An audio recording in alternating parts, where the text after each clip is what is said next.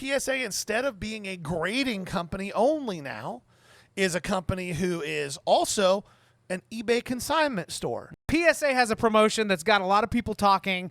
No doubt when you're watching this, it just dropped last night from the recording, so this has got a couple days to marinate for everyone.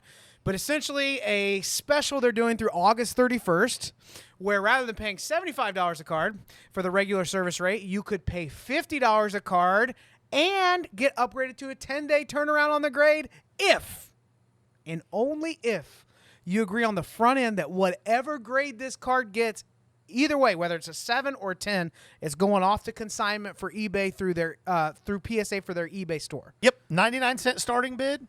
It's either a 5 or 7 day auction, and it rides.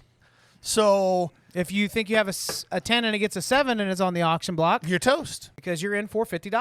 Yeah, you're toast. They're incentivized to hand out more gems. Like, let's not pretend that the most profitable thing for PSA to do, which is would not be the most ethical, is, hey, if it's on these 10-day turnarounds, boys, if it has a chance at going to a 10, let's get a 10 there. Yeah. Because it's going straight to the auction block. Well, and here's where it gets real sticky. Like, we can say, and I've heard plenty of content creators say when they talk about PSA, especially the big names that are kind of tied in with PSA, well, they would never compromise their ethics for that, blah, blah, blah. Sure. And I'm even willing to give the benefit of the doubt there. But I will say is this.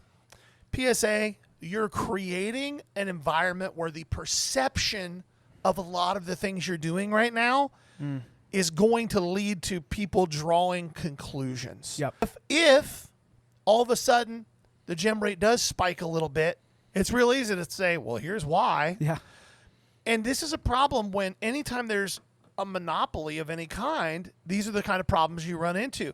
PSA, instead of being a grading company only now, is a company who is also an eBay consignment store. They're also a vault. They're also... Well, it's even some of the partnerships, like whatever PSA's actual involvement is with that graded grail repack, like their logo's going on it. So whether or not they're just saying, yep, you get the PSA seal because they're all ours, that's not how Jeff's promoting it. That's not how people are perceiving it. There are a lot of people that thought this was a PSA product. So yeah, well, and you end up with a situation where now, like we talked about last week, PSA is offering to buy cards directly when you scan it with your PSA app to check the pop report or anything else. Yeah, so what happens if the next iteration of this is, hey, you will get a shortened turnaround time and a cheaper grading fee if you're going to allow us to buy back that slab in whole at 80-85%. Now the gem rate's going to pop off only for those who spent that money to pay $50.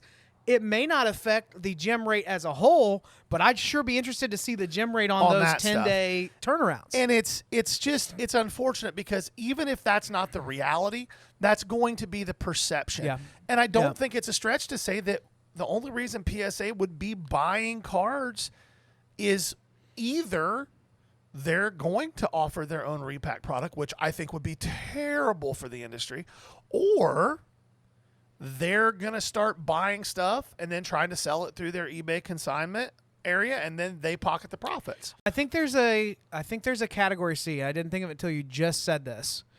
And I understand the reason they might be doing it. Okay, I want to hear what your thoughts are. So in this regard, PSA is targeting the collector that primarily likes to rip.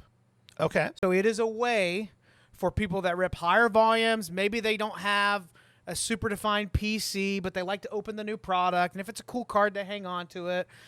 But it's giving them a way to immediately churn through what they've opened and just get it on the marketplace. There are people who just rip wax. And if we see the direction that Fanatics is moving with a lot of things, you're going to see a lot more emphasis on opening the new product, chasing the debut patch, the all-star patch, or whatever. And so it is giving a turnkey solution, if you will, if you don't look too hard into the numbers, right? Of a way, as soon as I rip this stuff, I just want to send it off right away. And what's the other thing it's incentivizing? For those of you saying, well, there's no point in sending it off now, you're going to wait 3 months.